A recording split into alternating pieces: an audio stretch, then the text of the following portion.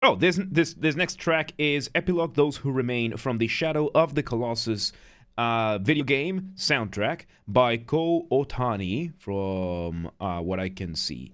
We're going to be pausing a lot because what I'm going to do is, as we go through this, we're recording this live, I'm going to be pausing and catching things, and I'm going to do my best to explain these in layman's terms, what is happening musically. So if you like what you're choosing, consider following the channel and follow the social medias, join the Discord, all that kind of stuff, share and whatnot. And if you want a song to be requested, and if you're not watching live, just put a comment or go to the Discord to the song requests channel. So let's start this. Let's see what we got. Mm-hmm.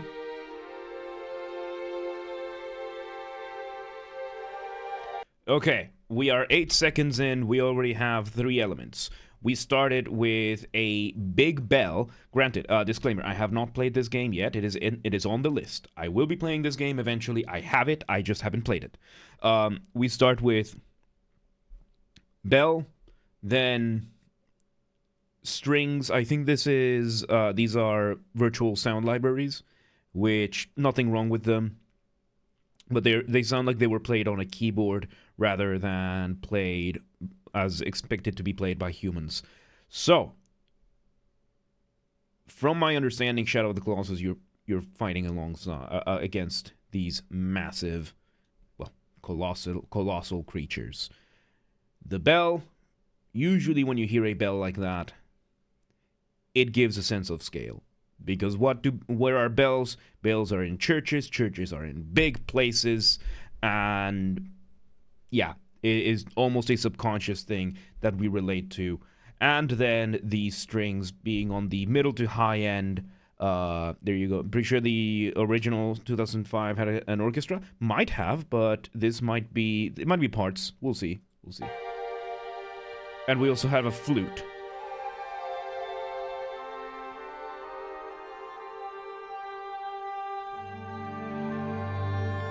Okay, so they're either the sound libraries are of different qualities, or there is both a keyboard with string samples and a live orchestra, because those lower strings, the cellos that just came in with the violas, were pretty real. So let me hear this again. Let me hear this bit again. That's an oboe. So yes, we have the strings. We had the bell. We have the strings. Fairly high strings, usually good for establishing a backdrop of what you're doing. We started with this, what sounded kind of like a pan flute. I could be wrong, which, you know, a solo instrument signifies that someone is alone. Someone is alone. The oboe is a slightly more royal instrument than that. Sounds a little bit more more refined in that sense. As a call and response. Call and response being the musical technique when one instrument makes one line and another instrument responds with something similar or something developed. And we have a motif here with the flute. Very subtle. It's a very subtle, the motif being the essence, your most essential basic musical idea, the smallest version that you can get from which you develop everything else. Let me hear the motif again. A little bit far. Mm-hmm. So yeah, we have it. Da-dum, da-da-dum. I know I'm not singing it on the right key, but just to give you the idea that's the musical idea, and then the oboe responds with something simple. We bring in, here's an important part.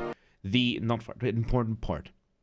The oboe came in, the flute was playing by itself. The oboe came in and the strings backed it up. So it was like a double call and response. The flute called, oboe responded, but that was also a call that the strings responded to, and the strings, the lower strings, the cellos, the double basses, the violas, give things a sense of weight and being grounded. It grounds things a lot more, and it gives everything a lot more shape. Let's see.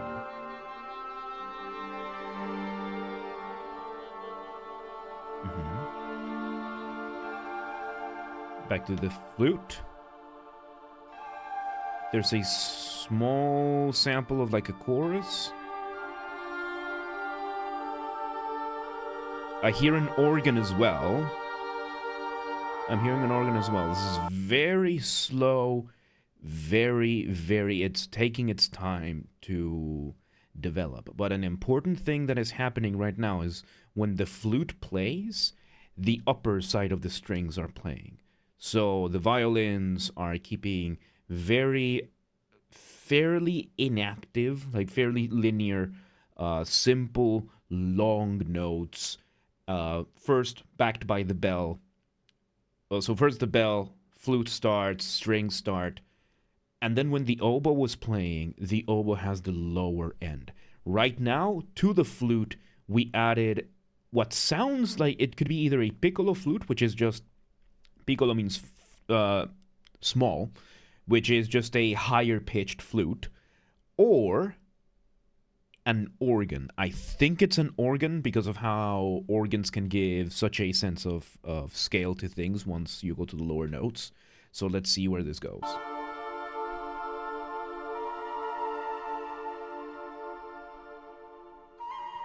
Might be some synth there, but it's here. It's an organ.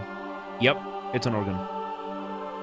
So now we brought as well a chorus. I think this is a sampled chorus. I think this is a keyboard sample for the chorus. So it sounds like we do have a mix of a keyboard with samples as well as the real life, or it's just different sets of samples from the virtual sound libraries that the composer might have used. I don't know.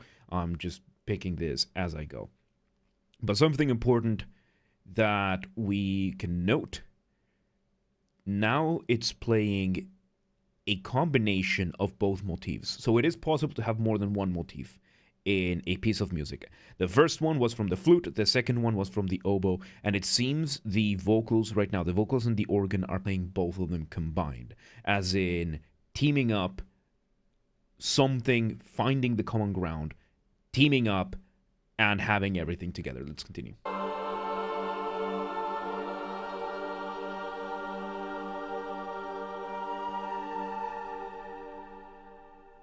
Okay.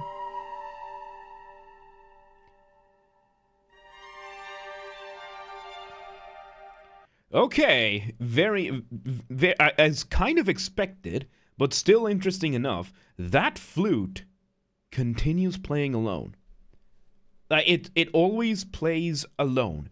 The oboe played along with a response from the lower strings.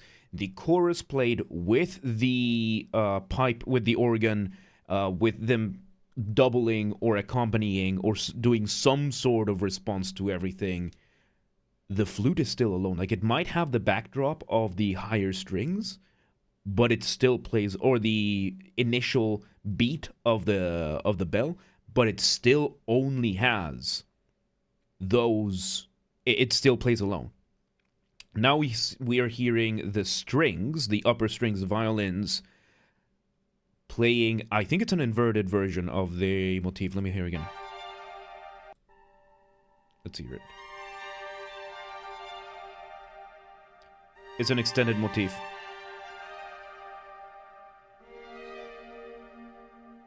Oh, that's beautiful. So yes, the violins are now playing variations on the motifs. We are adding more chorus. And we're building... Okay, so we had the violins playing a variation of the first motif played by the flute in a way that makes it sound like it's still alone. Like, it's just the first violins. I believe it was just the first violins, or the second violins. Just one section of the violins playing that. And in an orchestra, you have usually two sections of violin players, one section of viola players, one section of cello players, and one section of double bass players. And in this case, it sounded like it was only the first section of the violins playing variations on the motif of the flute. And now we are having the chorus building even more, as if it's growing, playing variations on the second motif, which was played by the oboe at the start. Kind of to signify that, yes, the first motif could be our protagonist, still acting alone while things build up from the opposing force, the opposing character, the antagonist. I don't know the story. So, from the other side. Something that both started alone. One of them is continuing alone, developing the journey, while the other one is building up something. I don't know which one would be which, but it sounds like that to me.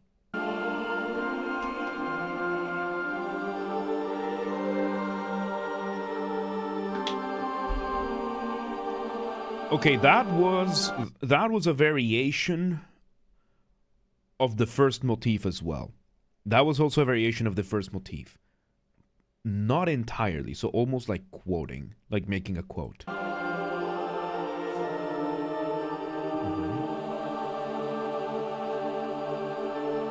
Yeah, and I'm having a hard time telling if this is an actual chorus or if it's samples. I think it's samples. And again, we are having this. I like this. Every time the music is about to stop, the flute plays, as in to indicate that the flute is what is driving this piece forward. The flute plays, everyone stops. Like the flute is alone here, unless there's like the backdrop of the high strings. Compression make a real chorus sound like it's from a VSL? Potentially.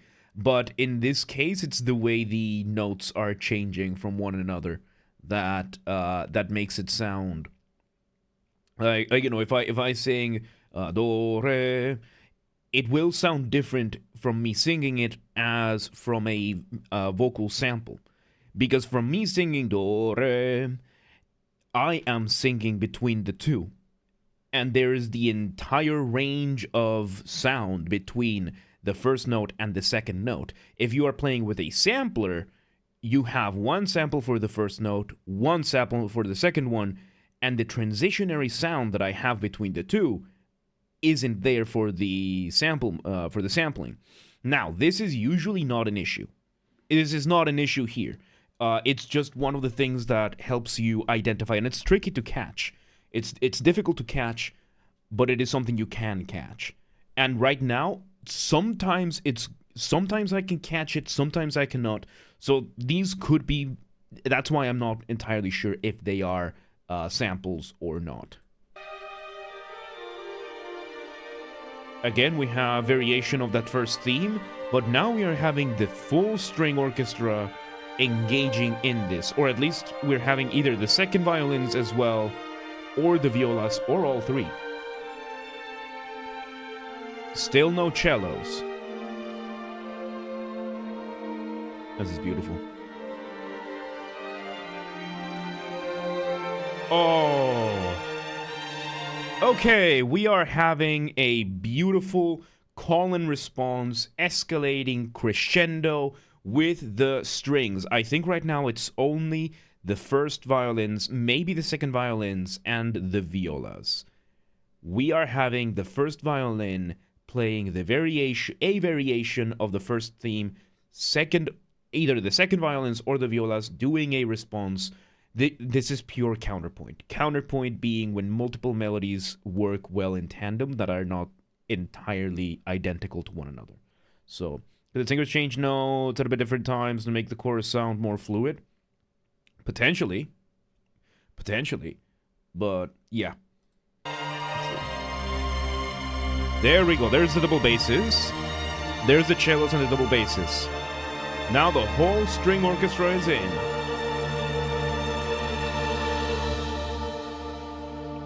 A cymbal and bell Ooh, a drum. And a piano. We are in a completely different place now. We have gone to a completely new dimension here. Now we have a drum. A bass drum. I believe that's a bass drum. Playing in the background. We have a piano. And now the cellos have picked up the melody. Which is completely polar opposite of what we heard at the start. At the start, it was these higher instruments. It was a flute, it was an oboe, it was the first violins, maybe the second violins. At the very end, it was starting to descend a little bit further, and now we have the cellos with that. We have completely flipped everything on its head, brought complete contrast, while still keeping the same essential bits of this piece.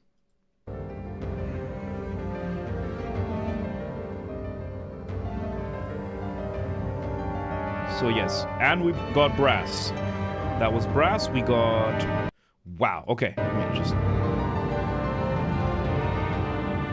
Okay, there are so many things happening at the same time. There are a lot of things happening at the same time. We have the piano going absolutely wild with what I think is a combination of... It's a variation of both motifs at the same time. Arpeggiating, playing the scale, just going completely wild. We have the brass playing, so the brass would be, in this case, sounds like it could be trumpets, trombones, maybe French horns. I did not hear a tuba just yet, but they are doing a dissonant chord. They are bringing something disturbing to the mix. Weisel, welcome to today. How you doing? And we have... I think it's either the violins in pizzicato. Pizzicato is when you just pluck the string instead of playing it with the bow, or we have a harp. I think it's the violins. It can be somewhat tricky to tell in the higher range.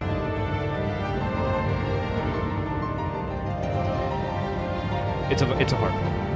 It's a harp because now the other strings, we've gone from the cellos carrying the melody, only the cellos, and now we have the middle section of the string, so likely the violas with the second violins probably, while the first violins are doing or the first violins and the violas, like, usually those are kind of interchangeable, the first and second violins. Don't tell composer as I said that.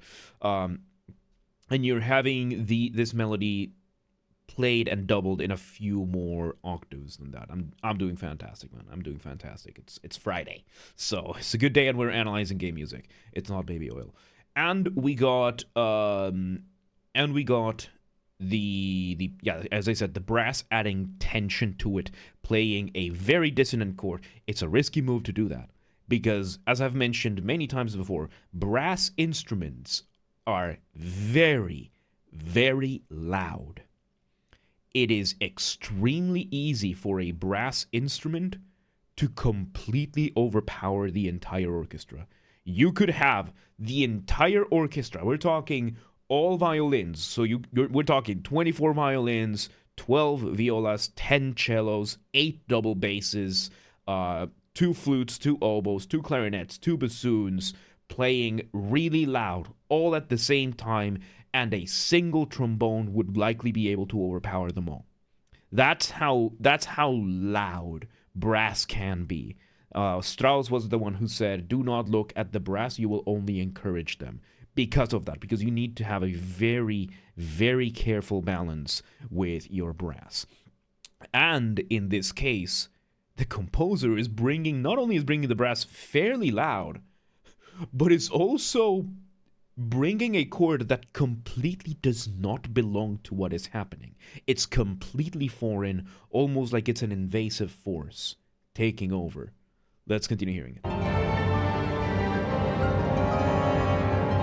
There it is. Ooh. Oh, that resolution. What a cadence. What a cadence.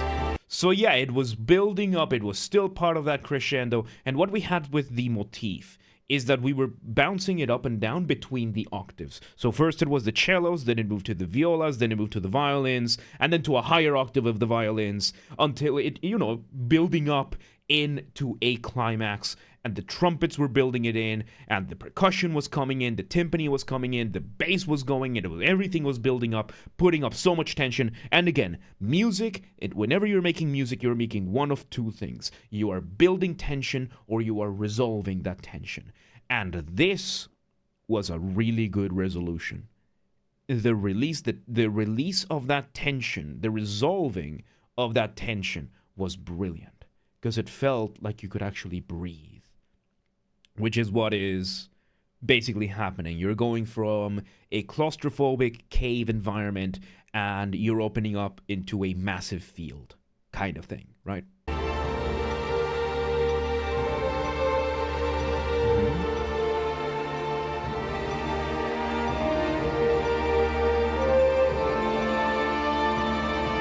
And we are still using the first motifs.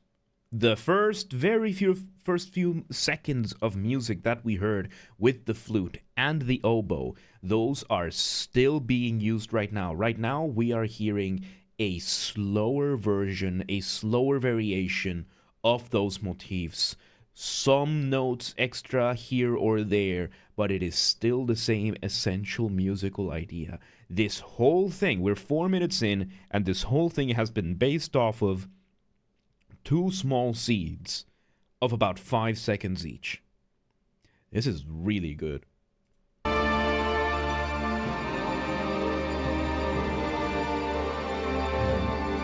Oh, the violas, dude. We got the violas there, resolving things.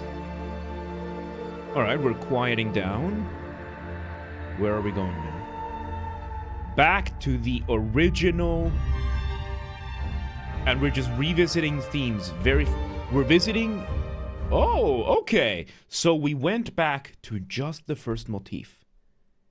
We went back because the first time around, that's why you requested it. This is really good. The first time around, we had the first motif followed by the second motif, and it was kind of going 1 and 1, 1 and 1. Then it combined the two so that it would be still 1 and 1 kind of thing, sometimes both at the same time. And now it's only the first motif. Only the stuff from the first one. We heard the flute and then the variation from the strings that we heard. Let's hear. Variation of that theme again. Now with cellos and double basses in the background, giving a little bit of plucking here and there. Let's hear it. Second motif now. Second motif going downwards instead of upwards. First motif. First motif being arpeggiated by the strings up there. Ooh. Oh. Okay, so now we have bells and the brass. I think those are French horns playing another variation of the first motif in a separate key. In a separate key, I think this is a parallel key. So in music, there's keys. A key is basically something that tells you what chords you're going to play, what type of scales you're going to play. There's minor scales that tend to sound a little bit sadder. There's major scales that sound a little bit happier. There is a concept called parallels and relatives. A relative scale. And motifs and variations are good. Yes, really good. It's called motific development. When you make variations like these and you're keeping everything tied together. So everything is cross-referencing itself. The song is cross-referencing itself, kind of thing. It's really, really well constructed. So a parallel scale is when you take the note C and you make a scale with that. Let's say C major, which is in the piano, it's all the white keys in the piano, right? C major. A relative scale of that would be if you start that scale from any other note playing the same notes. A parallel scale is when you start on the same note, but the other notes played in between are different. That's the difference. And right now, I think we just had a parallel scale. because this whole thing has been on minor, and the horns there just put a major over there. So let's hear it. Yeah, we modulated to major, I think. So it's not parallel, which is modulated. Which modulation is when you go from one key signature to another. It's when you change key signatures. Just for those of you who don't know.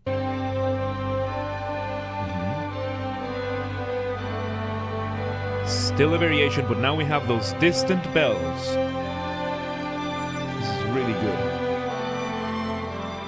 So yes, we have the first violins playing this arpeggiation, which is a really clever way of filling up time. By the way, having this kind of arpeggiated chords, very slow. It's very elegant when it comes to the violins. Most composers have done something like this. It's very simple. It's a very useful tool to have. It's a very, very, very, very effective method to just fill up time and build up even more. Like, it delays things a little bit in a good way. So we have the first motif variation based off of those arpeggios up above, while the bells, and I think those are French horns, are playing in a separate key. I think it might be I think it's a parallel major. Still a variation of the first theme, but a little bit happier, a little bit more grandiose, a little bit more glorious. So, good stuff so far. Let's see.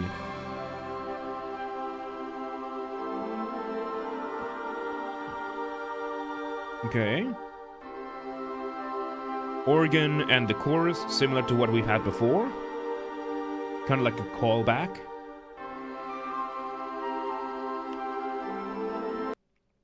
Very important change right now. The flute one is playing a different motif now. Those are called psi motifs. What the flute is doing, which is basically just notes going down like that. The flute is very, very different now. It has embraced almost the rest of the orchestra. The theme is different because the flute was going so much either. It was bouncing around. Now it's actually taking more determined steps downwards, and it is being accompanied by the rest of the by at least the upper half of the ensemble. It's pretty good.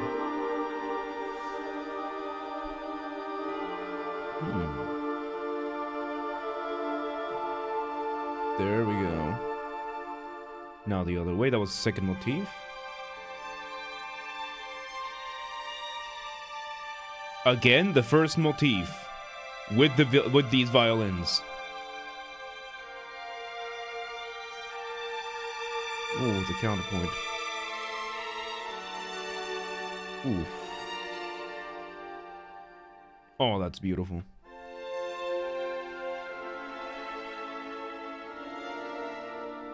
So yeah, I think the flute introduced a third motif, because I don't think that bottom.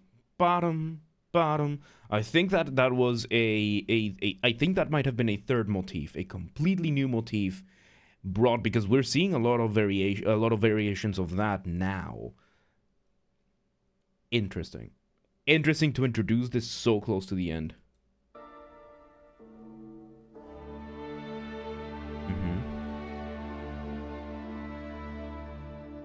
Yep, these are variations on the third motif.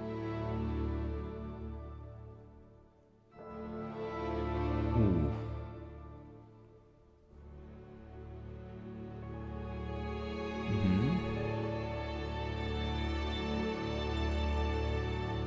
And we got the outro. A very strange cadence on this to end things, building up for the next track to come. Continues to another track, so it's leading up to another track. There you go. You see, I didn't even need to know. So yes, that third motif, that explains the third motif then, because if the next track continues having something similar to that third motif, that going down in steps, then risky move to do that at the end of one composition. But if you're doing that to tie the compositions together, that is pretty clever. That is pretty clever. So there you have it. That was Epilogue, Those Who Remain, from the Shadow of the Colossus soundtrack. This was something else. This is really well crafted. Again, really good display of motivic development, because we had 3 musical ideas in the entire thing, and he used them so well. Ko Otani being, I believe, the composer for this. Absolutely beautiful, absolutely brilliant. I really do need to play this game. Which, by the way, I got a new capture card, so I do need to run a bit more tests, see if the PlayStation 3 still works. But I do have the game. I do have a copy of the game and everything. So there you have it. That is our analysis of that. If you like the video, make sure that you're, if you're watching on YouTube, by the way, if you like the video, make sure that you're giving that thumbs up, and you're subscribing, and you're sharing, because we're getting close to 500 subscribers, dude. We're getting close. We're getting there. So make sure you have that, and if you want to request a song and you're not watching live, just leave a comment or go to the Discord server and place the song on the song request channel. Links for the Discord down below. So really good stuff. Shadow of the Colossus. I enjoyed it. Good stuff. But yeah.